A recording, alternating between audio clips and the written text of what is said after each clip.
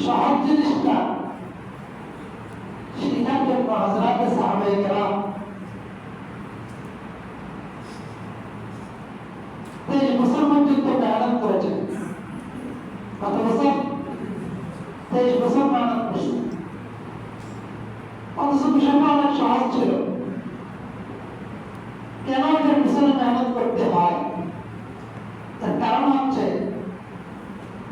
যে ঈমান শুরু হয় দিলের থেকে, আর এটা চেষ্টা হয় আল্লাহ পর্যন্ত পৌঁছা।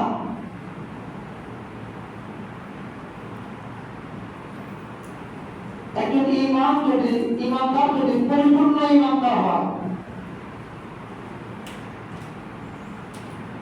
তাইলে সে এই দুনিয়ার বাদশাহ। সে হাত উঠে বলে আল্লাহ বৃষ্টি দেওয়ার সাথে সাথে বৃষ্টি নাজিল হবে। সে আল্লাহকে বলবেন আল্লাহ আমার গাধাটা চিন্তা করে দেওয়ার সাথে সাথে গাধা জীবিত হয়ে যাবে। ঈমানের সর্বোচ্চ স্তর হলো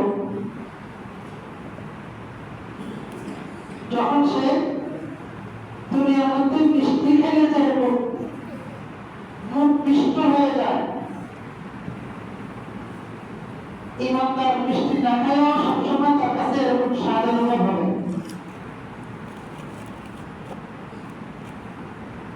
ঈমানের সেই স্তরে পৌঁছার জন্য মেহনত করতে হবে। মেহনত করে ঈমানকে বানাইতে হবে। হযরতে সাহাবায়ে কেরাম রাসূল করিম সাল্লাল্লাহু আলাইহি ওয়াসাল্লামের উপর ঈমান আনার পর থেকে ঈমানের মেহনত আমাদের শুরু হয়েছে। ঈমান আনার আগে কেউ ঈমানের মেহনত করে না। আমার কথাটা বুঝাইতে পারছি কিনা একটু কঠিন মনে হয়। যে ঈমান আনে নাই সে কোনোদিন ঈমানের মেহনত করে নাই। ঈমান আনার পরে ঈমানের মেহনত শুরু হয়েছে। রাসূল করিম সাল্লাল্লাহু আলাইহি ওয়াসাল্লামের উপর যখন এই বিশাল দায়িত্ব অর্পিত হয়েছে, তখন রাসূল করিম সাল্লাল্লাহু আলাইহি ওয়াসাল্লাম বলেছেন, লা হাতা বাদাল ইয়াউম, আজকে থেকে আমার কোনো শান্তি নেই। আজকে থেকে আমি শান্তিতে ঘুমাইতে পারবো না। আজকে থেকে আমি শান্তিতে আরাম করতে পারবো না। শান্তিতে চলাফেরা করতে পারবো না।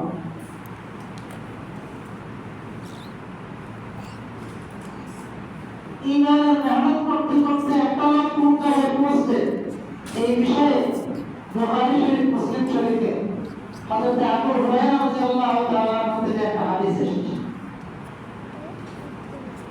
রাসূল করিম সাল্লাল্লাহু আলাইহি ওয়াসাল্লাম ইরশাদ করেন, তিনটি বৈশিষ্ট্য যদি কোনো মানুষের মধ্যে থাকে, সে ঈমানের মিষ্টি অনুভব করবে। ঈমানের মিষ্টি মানে বাস্তব মিষ্টি। রসগোল্লা খাইয়ে রসের মিষ্টি খাইয়ে যেরকম মিষ্টি হয়ে যায়, ঈমানের মিষ্টিটা এর চেয়ে অনেক বেশি মিষ্টি সুস্বাদু।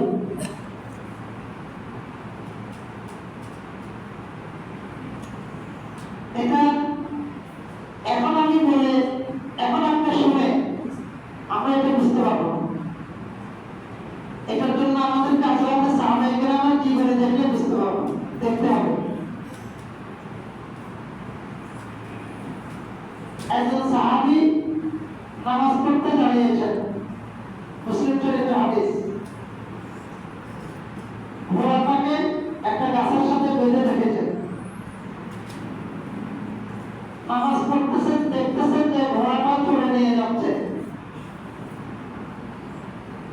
তার জন্য ওই সময় দায়িত্ব আর কর্তব্য ছিল নামাজ ছেড়ে দিয়ে ঘোড়াটা চোখ থেকে ছাড়িয়ে দেওয়া, কিন্তু তিনি তা করেন নাই। সালাম ফেরানোর পরে বন্ধু বান্ধব জিজ্ঞেস করলো, পূর্বে নামাজে ছিলি, চোরে ঘোড়া নিয়ে যাচ্ছিল, তুমি কি দেখেছ? বলে হ্যাঁ দেখেছি। নামাজ ছেড়ে চোর ধরো নাই কেন?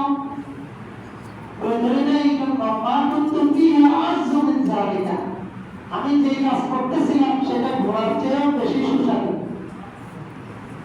এই জন্য আমি ঘোড়াটা ধরে নেই। এটা আন্দাজ করা যায় যে ইমানের সৃষ্টিটা কেমন। সাহাবী রাসূল দুইজন, রাসূল করিম সাল্লাল্লাহু আলাইহি ওয়াসাল্লাম যুদ্ধের ময়দানে শত্রুপক্ষের অবস্থান খোঁজখবর নেওয়ার জন্য আমাদেরকে এক জায়গায় নিযুক্ত করেছে। শত্রুরা কই যাচ্ছে, কোথায় থেকে আসতেছে, কি করতেছে, এগুলি খোঁজখবর হুজুর সাল্লাল্লাহু আলাইহি ওয়াসাল্লামকে দিতেন। রাত যখন গভীর হয়ে যায় তো একজন ঘুমিয়ে পড়ে, আরেকজন জাগ্রত অবস্থায় নামাজ পড়তেছে। নামাজরত সাহাবীর গায়ে শত্রুপক্ষ তীর মেরেছে, আমার শরীরে তীর বিঁধেছে, উনি নামাজ ছাড়েন নাই। আরেকটা তীর আসলো, উনি নামাজ ছাড়েন নাই। আরেকটা তীর, তৃতীয় তীর যখন আসছে, উনি নামাজ ছেড়ে দিয়ে ওনার বন্ধুকে জাগিয়েছেন এবং বললেন, দোস্ত,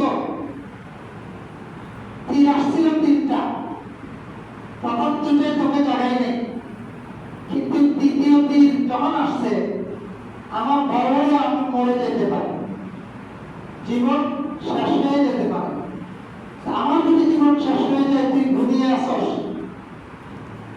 ইসলামের ক্ষতি হয়ে যাবে। যেই কাজের জন্য আল্লাহ রাসূল আমাদেরকে নিযুক্ত করেছেন সেই দায়িত্ব পালন হবে না। এই আশঙ্কা থেকে নামাজ ছেড়ে দিয়েছি, তোকে জাগিয়েছি। যদি এই আশঙ্কা না থাকতো, সারা শরীর যদি চালনির মতো ঝাঁঝরা হয়ে যেত, আমি কিন্তু নামাজ ছাড়তাম। কি ভাই বুঝে আসে যে ইমানের বৃষ্টিটা কেমন? হযরত বিলাল রাদিয়াল্লাহু তাআলা আনহুকে রমাদান নামক একটি জায়গা মদিনার অদূরে, পুরো আরবের মধ্যে এই জায়গাটা, পুরো আরবের মধ্যে এই জায়গাটা সবচেয়ে বেশি উত্তপ্ত। এই জায়গায় হযরত বিলালকে উত্তপ্ত পাথর পাথর উপরে দেখে গলার মধ্যে রশি লাগিয়ে টানা হচ্ছে। তিনি মহা খুশি, কি বলতেছেন, আহাদ আহাদ আহাদ।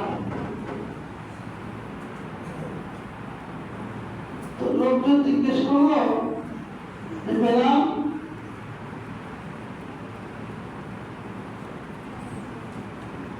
তুমি এই কঠিন জুলুম থেকে বাঁচার জন্য, নির্যাতন থেকে বাঁচার জন্য অন্তত একবার হলো আহাদ আহাদ শব্দটা ছেড়ে দিলেই তো হতো।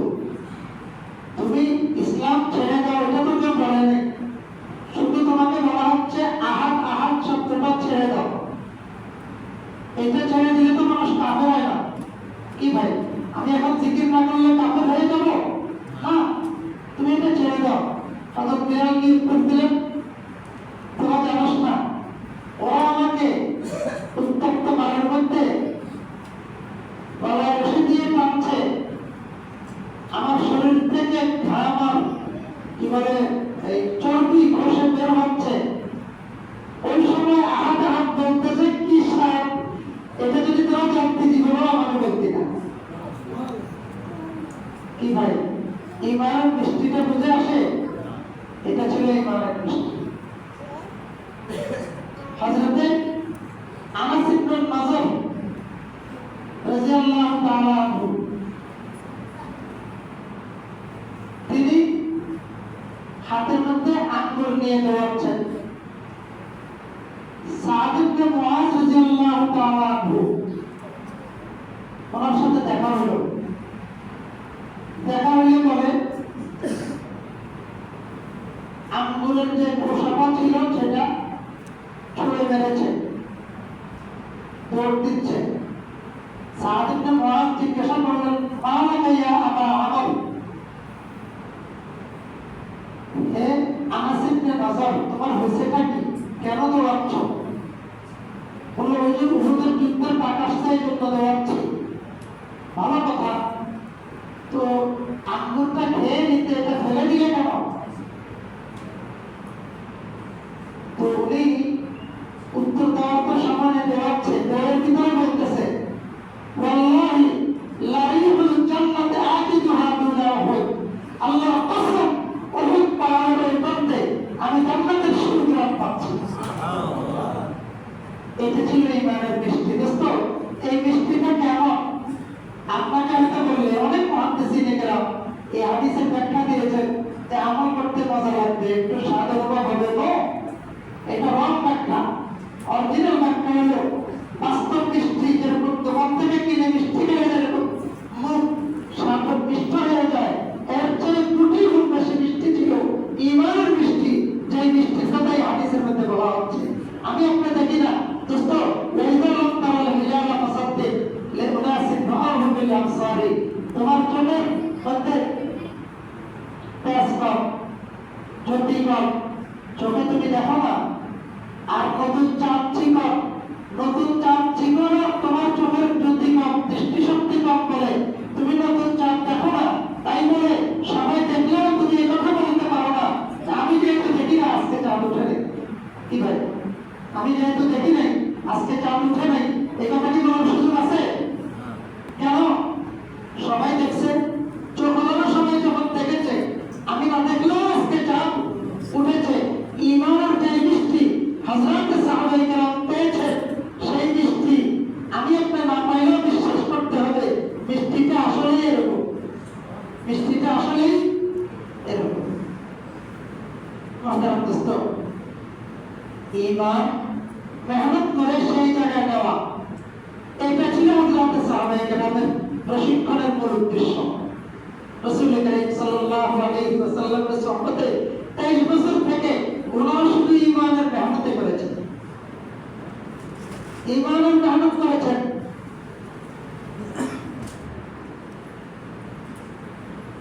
সেই লম্বা আলোচনা হাদিসের কথাটা শুনি। আল্লাহ রাসূল বলেন সাল্লাল্লাহু আলাইহি ওয়াসাল্লাম, যে মানুষের মধ্যে 3টি বৈশিষ্ট্য আছে সেই ঈমানের মিষ্টি পাবে, মিষ্টি অনুভব করবে। ওয়াজাদা বিহিন্না আলামাতুল ঈমান। 1 নম্বর, মান কানা আল্লাহু ওয়া রাসূলুহু আহাব্বা ইলাইহি মিম্মা সিওয়াহুমা। 1 নম্বর বৈশিষ্ট্য হলো তার কাছে আল্লাহ এবং আল্লাহর রাসূল অন্য সব কিছুর তুলনায় সবচেয়ে বেশি প্রিয় হইতা। তার কাছে আল্লাহ এবং আল্লাহর রাসূল অন্য সব কিছুর বেশি তুলনায় বেশি প্রিয় হবে। 1 নম্বর বৈশিষ্ট্য যে মুসলমানের মধ্যে আছে, সেই ঈমানের মিষ্টি অনুভব করবে। দোস্ত, বুকে হাত দিয়ে একটু বলি, আসলেই কি আল্লাহ আল্লাহর রাসূল আমার কাছে সবচেয়ে প্রিয়? আল্লাহ আল্লাহর রাসূলের ভালোবাসাটা কেমন হওয়া দরকার, এটা আমাদের একটু জানতে হবে। সবকিছুর জন্য হযরত সাহাবায়ে কেরাম হচ্ছে বলেন যায়েদ ইবনে তাহিনা রাদিয়াল্লাহু তাআলা, নামটা দিলের কোনায় লিখে রাখা দরকার। যায়েদ ইবনে তাহিনা, দাল ফা নুন হা, যায়েদ ইবনে তাহিনা রাদিয়াল্লাহু তাআলা আনহু, ওনাকে আবু জেহেল হারাম শরীফের খুঁটির সাথে বেঁধে রেখেছে। আবু জেহেল ফয়সালা করেছে তাকে মৃত্যুদণ্ড দিতে হবে। তার মৃত্যুদণ্ড কার্যকর করার জন্য আবু সুফিয়ানকে দায়িত্ব দিয়েছেন। আবু সুফিয়ান যায়েদ ইবনে তাসানাকে নিয়ে যাচ্ছে, কারণ তখনকার বিধান এটা ছিল, কাফেরদের কাছে এই বিধান ছিল হারামের এরিয়াতে কাউকে পাওয়া যায় না, নিয়ে যাচ্ছে হারামের বাইরে। আবু সুফিয়ান নিয়ে যাচ্ছে মুহাম্মদুর রাসূলুল্লাহর একজন সাহাবী যায়েদ ইবনে তাসিনা রাদিয়াল্লাহু তাআলা। রাস্তায় আবু সুফিয়ান যায়েদকে ধরে বলছে, যায়েদ, তোকে একটা কথা বলি। বলো। আচ্ছা, যদি তোর জায়গায় তোকে নিরাপদে তোর বাড়িতে পৌঁছে দিই, তোর জায়গায় মুহাম্মদকে যদি আমরা এখানে হত্যা করি, তোর কাছে কেমন লাগবে? যায়েদ ইবনে তাসিনা চিৎকার করে বলে উঠলেন, মানুষ কি আবু সুফিয়ান, আমার জায়গায় নয়, মুহাম্মদুর রাসূলুল্লাহ মদিনায় যে জায়গায় অবস্থান করছে সেখানে যদি তার শরীরে একটা কাঁটা বিঁধে আমার মতো যায়েদ ইবনে তাসিনার কয়েকটা জীবন চলে যাবে, কিন্তু সেটাকে আমরা পছন্দ করবো না যে মুহাম্মদুর রাসূলুল্লাহর মধ্যে ওই মদিনায় বসে থাকা অবস্থায় তার শরীরে কাঁটা বেঁধেছে, সেটাও আমরা সহ্য করব। আবু সুফিয়ান যে তখন তো অমুসলিম ছিলেন, কাফির ছিলেন, পরবর্তীতে তার এই কথা বাইরে চলে আসছে। তিনি তখন এসে আবু জেহেলের তরবারের মধ্যে সকলের সামনে এই কথা উপস্থাপন করেছেন, ওয়াল্লাহি মা রাআইতু আহাদান ইউহিব্বু আহাদান মিসলা আসহাবে মুহাম্মাদিন মুহাম্মাদা। আল্লাহর কসম, আমার জীবনে কোনো মানুষ অন্য কাউকে এত ভালোবাসতে দেখি নাই যতটুকু মুহাম্মাদের সাহাবীরা তাকে ভালোবাসে। নবীকে এভাবে ভালোবাসতে হয়।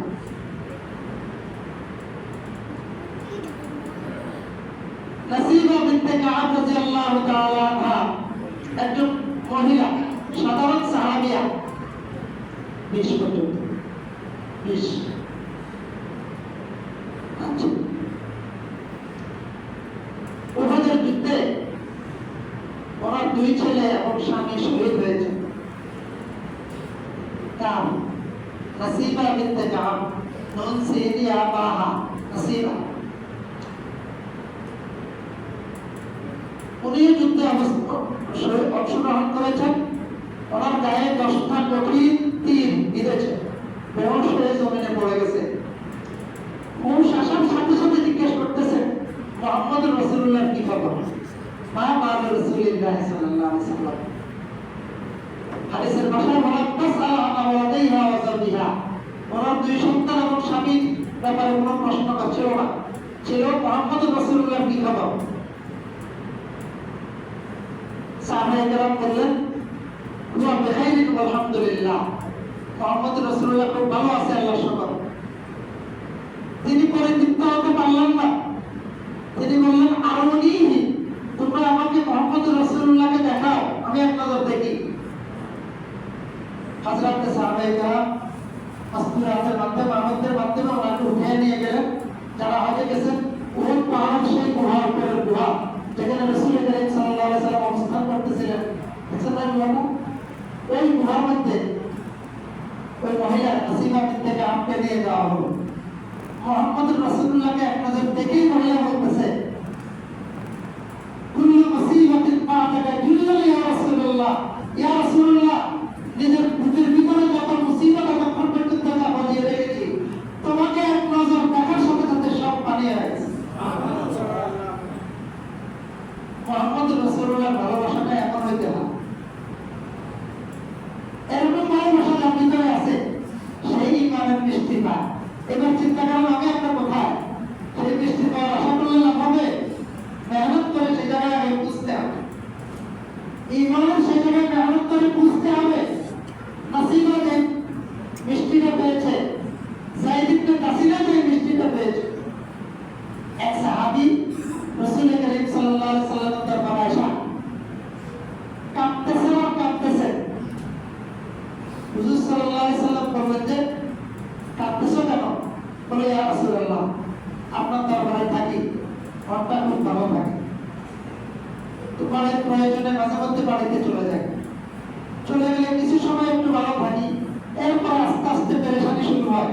আপনাকে না দেখার পেরেশানি, অস্থির হয়ে যায়, বেকুল হয়ে যায়, আর ভালো বাড়িতে থাকতে পারি না। তাই আমার আপনার দরবারে চলে আসি, আপনাকে দেখার সাথে সাথে মনটা শান্তি হয়ে যায়।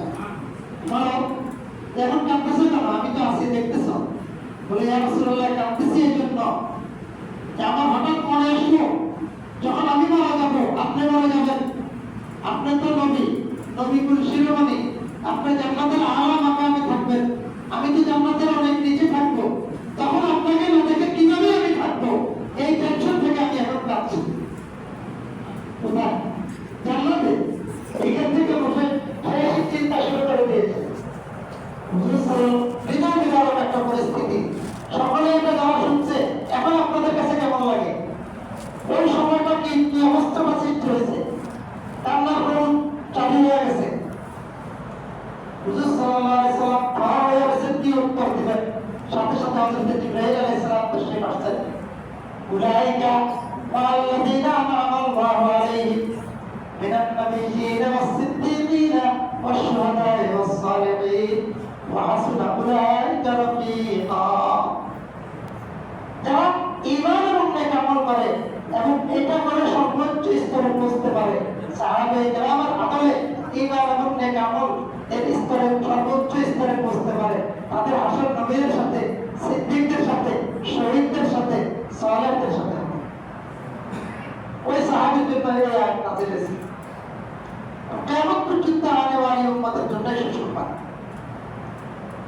এই মুহাম্মদুর রাসূলুল্লাহ সাহাবী এই পাগলগুলো আল্লাহ রাসূলকে যেভাবে ভালোবাসতেন, এই ভালোবাসা হলো ঈমানের মডেল। যে তিনটি সিফাত বৈশিষ্ট্য থাকলে ঈমানের মিষ্টি অনুভব করা যায়, তার মধ্যে প্রথমটা হলো আল্লাহ এবং আল্লাহ রাসূল তার কাছে সবচেয়ে বেশি প্রিয় হইতে হবে। এরকম প্রিয় হযরত সাহাবায়ে কেরামের দুই একটা নমুনা দেখিয়েছি, এরকম প্রিয় হইতে হবে। 2 নম্বর, ومن يحب عبدا ومن أحب عبدا لا يحبه إلا لله। যে কোনো মানুষকে ভালোবাসে একমাত্র আল্লাহর জন্য, অন্য কোনো উদ্দেশ্য নাই। একমাত্র কার জন্য ভাই? আল্লাহর জন্য। এই আল্লাহর জন্য ভালোবাসার গুণ যদি কারোর ভিতরে আসে, সেই ঈমানের মিষ্টি অনুভব করে। আপনাকে এখন বললে আপনি বলবেন আমি তো অনেক মানুষকে আল্লাহর জন্য ভালোবাসি। এই ভালোবাসার মাপকাঠি কি, এটা আমাদেরকে জানতে হবে। হযরত হুযায়ফা ইবনে ইয়ামান রাদিয়াল্লাহু তাআলা আনহু বলেন, আমি ইয়ারমুক যুদ্ধে আমার চাচাতো ভাই অংশগ্রহণ করেছি। আমি গেলাম চাচাতো ভাই একটু সাহায্য করবো। দেখলাম যে সে পানির পিপাসায় কাতরাচ্ছে, আহ আহ বলতেছে, আওয়াজ করতে পারতেছে না, পিপাসার জন্য কথা বলতে পারতেছে না, আহ আহ বলতেছে। আমি পানি নিয়ে দৌড়ে গেলাম চাচাতো ভাইকে দেব। সেও পানির পেয়ালা নিলেন, মুখের কাছাকাছি নিলেন, পরে অদূরে আরেকজন বলতেছে আহ আহ। চাচাতো ভাই আর পান করেন নাই, দ্বিতীয় ব্যক্তির জন্য পাঠালেন। আমি গেলাম দ্বিতীয় ব্যক্তির কাছে, তিনিও পানি মুখে নিলেন এবং অবস্থায় আরেকটা লোক তার কাছে আহ আহ বলতেছেন, তিনিও পান করেন নাই। তৃতীয় ব্যক্তির জন্য পাঠালেন, ইশারা দিলেন। আমি তৃতীয় ব্যক্তির কাছে গিয়ে দেখলাম যে সে মারা গেল। আমি দ্বিতীয় ব্যক্তির কাছে ফিরে আসলাম, দেখলাম যে সেও মারা গেল। এরপর আমার চাচাতো ভাইয়ের কাছে আমি ফিরে আসলাম, দেখলাম যে সেও মারা গেছে। তাইলে যে মুহূর্তে পানির পেয়ালা তিনজন পানির পেয়ালা মুখে দিচ্ছিল, ওই মুহূর্তটা কেমন ছিল? মৃত্যুর সাথে পাঞ্জা লড়তেছে। এক ফোঁটা পানি পান করলে গলায় দিলে গলাটা ভিজে আর সে বেঁচে যায়। ঠিক ওই সময় নিজে পানি পান না করে আরেকজনকে প্রাধান্য দিয়েছে। এটা ছিল আল্লাহর জন্য ভালোবাসা। এই ভালোবাসাটা যদি আমার আপনার মধ্যে আসতে পারে, দোস্ত, আমি প্রাণ গিয়ে আরেকজনকে সাহায্য করলাম, এটা তো সবাই পারে। হযরত সাহাবায়ে কেরাম তারা ছিলেন মডেল ঈমানের। এই ভালোবাসা, আল্লাহর জন্য ভালোবাসা নমুনা হচ্ছে এটা। আরেকটা ঘটনা শুনি, সময় কম, আমরা বেশি সময় নেওয়ার জন্য আগে শুরু করেছি, এরপর সময় কম।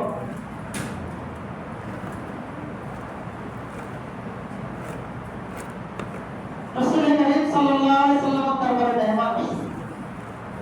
আল্লাহ রাসূল বললেন যে কে আছো, এই মেহমানের মেহমানদারি করবে। এক সাহাবী দাঁড়িয়ে গেলেন। হুজুর বললেন ঠিক আছে, নিয়ে যাও, বাড়িতে গেছেন। ওনার 2 সন্তান আছে। সন্তান 2টাকে খাওয়ানোর যেটুকু ব্যবস্থা ওটা শুধু আছে, ওনাদের 2জনের খাবারের ব্যবস্থা নাই। বাড়িতে গিয়ে বিবিকে বললেন, দেখো আল্লাহ রাসূল মেহমানদারির জন্য এলান করছে, আমি চাইছিলাম এই সৌভাগ্যটা আমি অর্জন করি, এই জন্য আমি দাঁড়িয়ে গেছি।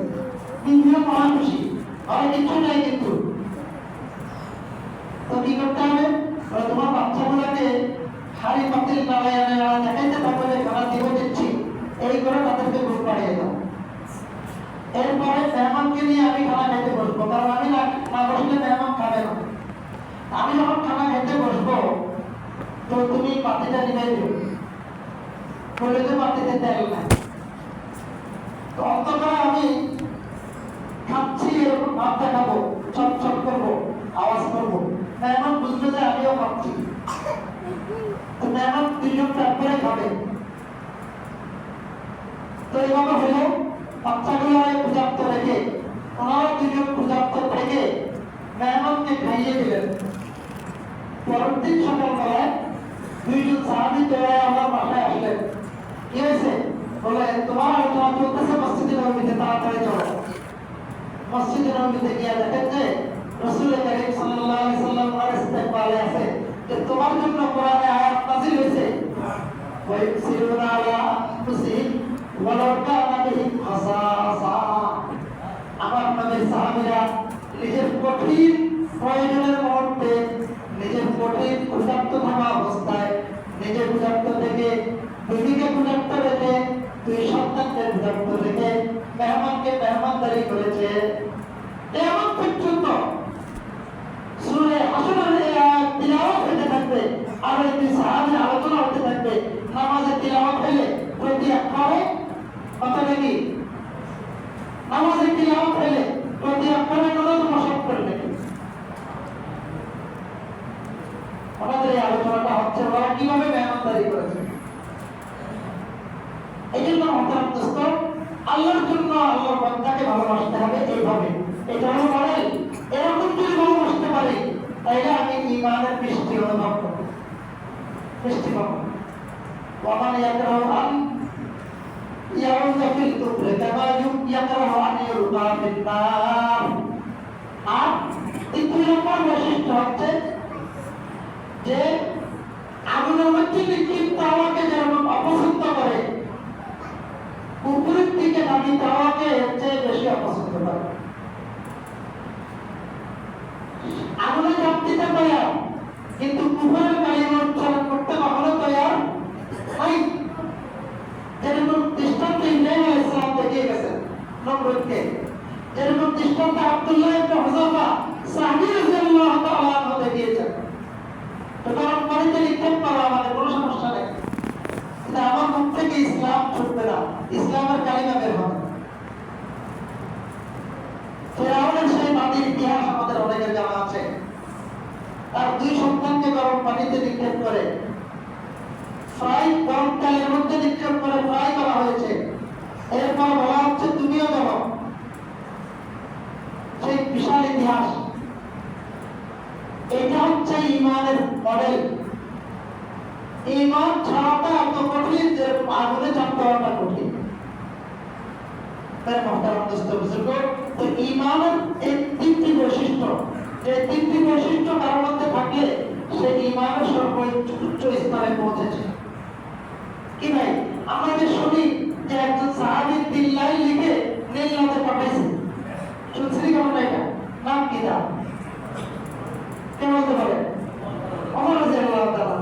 একজন সাহাবীর হাতের লেখা 3 লাইন, 3 লাইন লেখা কি ছিল? মিন ওমর ইবনে খাত্তাব আমিরুল মুমিনিন ইলা বাহরিন, 1 লাইন। দ্বিতীয় লাইনে কি ছিল? আম্মা বাদ ফাইন্নাকা লাউ কুনতা তাজরিনা বিআমরিকা ফালা হাজাতাল্লাহ ইলা মাইকে, 3 লাইন। ওয়া ইন কুনতা তাজরিনা বিআমরিল্লাহি ফাজরি ওয়ালা তাকতুলিনা নাফসাল্লাতী হারামাল্লাহু আলাইহি। 3 লাইন হাতে লিখে নদীতে পাঠাইছে, সাথে সাথে নদীর মধ্যে জোয়ার এসে গেছে। আজ পর্যন্ত কখনো ভাটা আসে নাই। আল্লাহ হযরত রাদিয়াল্লাহু তাআলা ইয়া আলিমু ইয়া আলিমু ইয়া আলিমু ইয়া আজিমু ইসতিনা, সাথে সাথে মেঘ এসে বৃষ্টি দিছে এবং নদের প্রয়োজন পুরো হয়েছে, মেঘ চলে গেছে, সমুদ্রের উপর দিয়ে পার হয়ে গেছে। একবারে বিশুদ্ধ হাদিস, আবু হুরায়রা এই হাদিসের বর্ণনাকারী। সমুদ্রের উপর দিয়ে পার হয়ে গেছে, ওনাদের ঘোড়ার পায়ের খুরের মধ্যে এক ফোঁটা পানিও লাগে। মুসা আলাইহিস সালামকে তো সমুদ্রের নীল পার করানোর জন্য আল্লাহ পাক সুবহানাহু ওয়া তাআলা পানিকে সরাইয়া রাস্তা করে দিয়েছেন, কিন্তু আল্লাহ হযরতের দলকে নদী পার করার জন্য, সমুদ্র পার করার জন্য পানি সরানো লাগে নাই। পানির উপর দিয়ে ঘোড়া চলে গেছে। কি কি পাওয়ারের বলে বলেন? ये सब क्या है? फकत एक नुक्ताए ईमान की तफसीर है। এটা শুধু ঈমানের পাওয়ার আর বল। এজন্য ঈমানের সেই পাওয়ার অর্জন করার জন্য আমরা তৈরি আছি ইনশাআল্লাহ। ইচ্ছা আছে কি আমাদের? আমরা মেহনত করে ঈমানের সেই জায়গায় যাওয়ার কারো ইচ্ছা আছে না এখানে? কার ইচ্ছা আছে? শুধু আমরা আত্মটা। আল্লাহ আমাদের সবাইকে তৌফিক দান করেন। এই জন্য ভাই এই মসজিদে টিকানক থেকে একটা জামাত আসছে আমাদের ডাক্তার শামীম বাদশা সাহেবের সাথে। এই জামাতে 35 জন সাথী আছে, আমার সদর 35 জন সাথী আছে। এই জামাত এখানে 3 দিন অবস্থান করবে। এই জামাতের মিশন একটাই যে ইমানের মেহনত করে ওই জায়গায় পৌঁছতে হবে যে জায়গায় হযরত সাহাবায়ে কেরাম পৌঁছেছেন। এটার জন্য চেষ্টা করা, কতটুকু পারবো সেটা আল্লাহই ভালো জানেন। আমাদের চেষ্টা তো করতে পারবো। এই জন্য ভাই এই জামাতের সাথে 3 দিন ইসলামপত্র নিয়ে সময় দিতে পারবে কারা কারা? একটু হাত উঠে, একটু দাঁড়িয়ে থাকে। এই এলাকার লোকদের করতে পারবে। জি, 1 জন 2 জন হাতে এলাকার লোক আর নাই। আর যারা ইসলাম নিয়ে সময় দিতে না পারেন 3 জন, যারা তারা অন্তত কিছু সময় আমাদের সাথে দিয়ে এটাকে নসরত করে। সূরাতুল আনফালের শেষে একটা আয়াত নাযিল হয়েছে, আল্লাহ বলেন ওয়াল্লাযীনা আমানু ওয়া হাজারু ওয়া জাহাদু ফি সাবিলিল্লাহি বিআমওয়ালিহিম ওয়া আনফুসিহিম। একটা গ্রুপ, এরা ঈমান এনেছে, ঈমানের মেহনতের জন্য হিজরত করেছে এবং নিজের জান মাল নিয়ে আল্লাহর রাস্তায় সময় দিয়েছে, ব্যয় করেছে, মেহনত করেছে। একটা গ্রুপ। ওয়াল্লাযীনা আমানু ওয়া নাসারু, আর যারা এদেরকে জায়গা দিয়েছে এবং সাহায্য করেছে। এই দুই গ্রুপ আল্লাহ সার্টিফাই করতেছে, আল্লাহ নিজের ঘোষণা, আল্লাহর কথা। উলাইকা হুমুল মুমিনুনা হাক্কান, এই দুই গ্রুপ হইল বাস্তব ঈমানদার, সঠিক ঈমানদার। ঈমানের গ্রহণযোগ্যতা সার্টিফিকেট আল্লাহর পক্ষ থেকে দিয়েছেন আল্লাহ। এই জন্য আমরা যারা এসেছি আর এলাকার যে ভাইরা সাহায্য করবেন আমাদেরকে, সাহায্য মানে আমাদের সাথে সময় দিবেন, আমাদের সাথে সময় দিবেন। এই এলাকার কোনো ভাইয়ের কাছে নিয়ে যেতে হলে যাবেন, ঠিক আছে না ভাই? ইনশাআল্লাহ ইনশাআল্লাহ আমাদের সবাইকে তৌফিক দান করেন। তারা বাংলা জমা সুন্নাত পড়ে নিস।